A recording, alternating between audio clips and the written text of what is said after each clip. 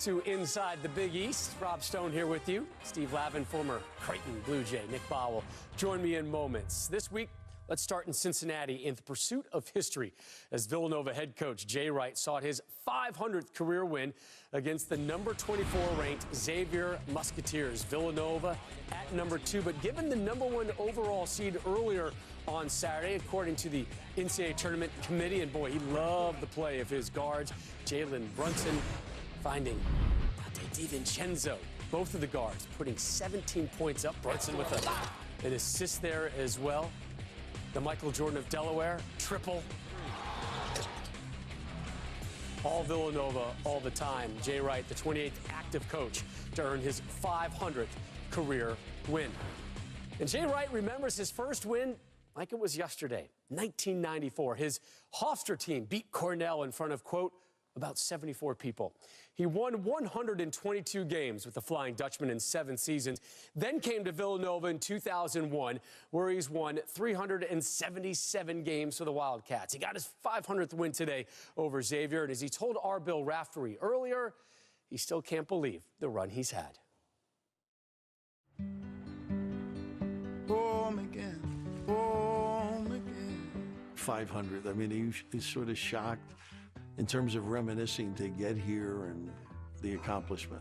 It's almost not real. You know, you don't count yourself as one of those guys. But I do look back and realize how lucky I have been to be at Hofstra when they wanted to make basketball good. Then I get to the Villanova job, and as you know, everybody who's been at Villanova has won. Right. There's not one losing coach there ever. Pretty good philosophy. And there's not too many coaches there. Everybody stays. Everything's perfect at Villanova to win. You had to have a good attitude. You're writing books now? What is? After the championship game, everyone said, you got to write a book. You got to write a book. And I thought, I don't want to write a book. But I don't want to seem like we won a championship. Now we got the answers, because we still don't have the answers. Right. But our attitude and how we handled those things helped us get it done. And it's still the most important thing we do going forward is our attitude and how we handle the success. For Jenkins, for the win! Yeah! National champions! Reflecting back, I mean, the moments after, and you know, what thoughts were going through your mind? It was never a goal, and that's part of what the book's about. You know, it was never a goal to win the championship, just be the best that we could be. So when it's finally over, you sit back and the feeling that comes over you that there's not another game. You know, we made it as far as we could go. This team became the best it could be. And the celebration was amazing, but no one ever told me the journey, those 3 weeks, the tightness with the kids, the feeling with all your coaches, that you'll never forget that. You can never get that doing anything else in life. Get the weak side moving there. Stay down, stay down. Good. How do you get them to concentrate on the future? It has been the toughest challenge, most enjoyable though, because you're in a good spot. But it's been the toughest challenge, and I'm amazed at how our kids right now are handling it. We still got a lot of work to do, but we talk about it all the time. It's around us all the time, national champions, #1. But what's the reality? We got to keep getting better. We got to stay humble, we got to stay hungry, and we got to keep wanting to get better, and it's an incredible challenge. Here's a look at some of the milestone wins for Jay Wright. Number 100 came in 2000. See 200, 300, 400, 500. First win December 2nd, 1994. Lav and Nick join us right now. 500, it's rarefied air in this game, but really it's the way he's gone about getting that milestone that you appreciate the most. Yeah, you know, I've known Jay Wright 20-plus years now in different roles as assistant coaches when he was at UNLV and I was at UCLA as an assistant. And then our teams faced each other in the NCAA tournament when he was at Hofstra and I was at UCLA. And then, of course, we were rivals in the Big East Conference when I was at St. John's, and he's had this dominant run at Villanova. Authenticity, he has a gift in terms of connecting with people, establishing trust, not only with his staff, but his players, the former players at Villanova. He really has embraced the Nova family concept. He's the perfect fit when you look at a person and his wiring like Jay Wright and that university, and as a result, the consistent winning ways, really second to none right now in the country. 59-8, think about that number. 59 wins, 8 losses over the last 3+ seasons, and it speaks to his consistent approach.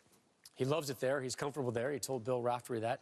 You hear his name and you associate it with Villanova. What comes to your mind, Nick? I think about his teams, and I think they're a perfect balance of structure and freedom. And sometimes those two things in basketball are at odds with one another. Some teams are too structured and they play robotic. Some teams maybe have too much freedom and they play crazy. His teams have a good balance of both. And his teams are always confident and they're always extremely aggressive. And I always think that's a reflection of the head coach. And so I just love watching his teams play. And when you think of Jay Wright, you think of guards as well. He was one of the, along with Lute Olson and a handful of other coaches, that really started putting multiple guards on the floor at once. He's just been a joy to watch. His teams always play hard. It's been so much fun to watch Jay Wright coach. What I love about him is he's one of us. He's human. He's authentic, as you say. You guys have kept in touch through the years when you were both coaching, sending each other texts, kind of lifting each other up and consoling.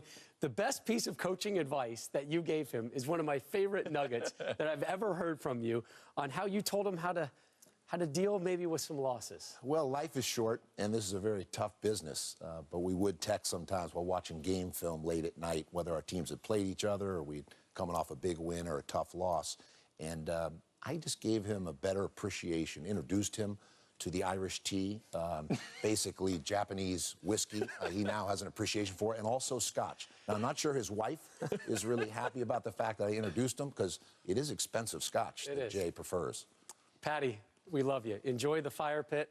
Enjoy the Scotch. Enjoy win number 500. Coming up next on Inside the Big East. Coaches past and present send their congratulations to Jay Wright as he reaches 500 wins. I want to congratulate you on 500. That's wonderful, Jay.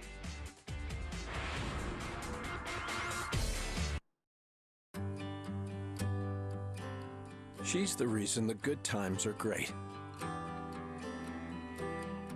And they've done it with good kids.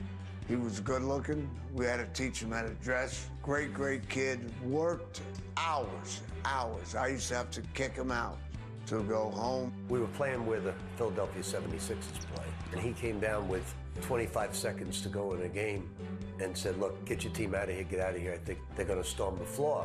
I think we were only down 3 at the time. I said, can we still win this game first? We were walking down before the game, run into Jay. I said, Deshaun Butler definitely is not going to play. You don't have to worry about Deshaun. Deshaun came out and got 46 or something like that. And Jay came down to shake my hand and said, right, he's not going to play. I want to congratulate you on 500. That's wonderful, Jay.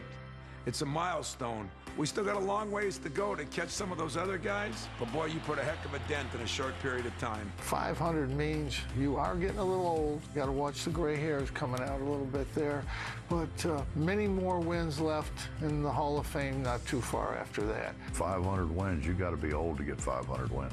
Hey, Jay, everybody here in Louisville just is so happy for you. This great success you had last year, and now on your 500th victory. Congratulations, my friend. Some wonderful sentiments from the coaching fraternity there. This the 68th straight week that Villanova has been ranked inside the AP top 25. Only Kansas, only Arizona have been there longer lately than the Wildcats.